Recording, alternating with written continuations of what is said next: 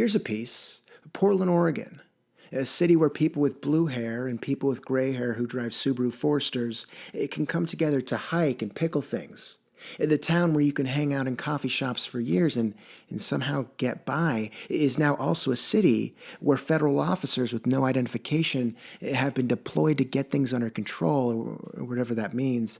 Initially sent to protect federal property and personnel, they've now turned to violent tactics, even snatching protesters off the street and shoving them into unmarked vehicles. It's scary.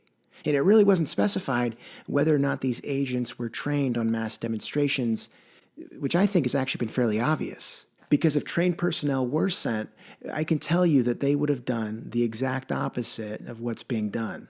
You don't control crowds in Portland by bull-rushing protesters. If you really want people to disperse the area, just tell them that you're serving chicken that isn't free-ranged. Trained officers wouldn't declare an unlawful assembly because a lot of people are standing next to each other chanting slight jabs at them.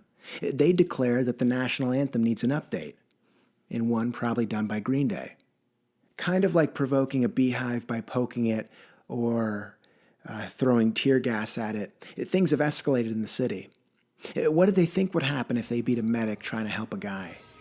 Sure, someone who drinks Mountain Dew might put down their hand and clap, but most people, they're going to be pretty pissed. And the gig's up. Nothing's really stopping them from assaulting citizens. With that, you'd think that at least get people who know how to swing a bat, or else someone in a Navy crew neck is going to make their batons look like foam fingers. Now, I recently moved out of Portland and can tell you that if these federal officers actually wanted to control things, they wouldn't show up to town equipped to hurt people. Rather, they'd bring their favorite Dead Kennedys album and a six-pack of hams. Beating the shit out of the city only helps reaffirm the police brutality that they're protesting. But at least they're wearing masks. I mean, some people have to give up their N95s for gas masks, but still, masks. And speaking of masks, apparently, if we all wear them, we can have the virus under control in 4 to 8 weeks. 4 to 8 weeks. That leaves us somewhere in September. And plenty of good weather left for those with permanent farmer's tans to slosh around in other people's urine and drink Bud Light. But instead, a lot of people have said, no, my rights. And, they do have rights. Maybe not decency, but rights.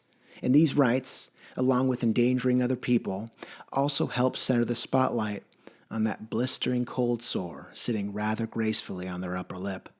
And for these Karens with rights, when you break out with anxiety acne because a black person is just existing, I hope you remember what you could have worn to hide it while your Cetaphil does its job. No, it's not like Rogan, but like yes, it is a podcast, yeah.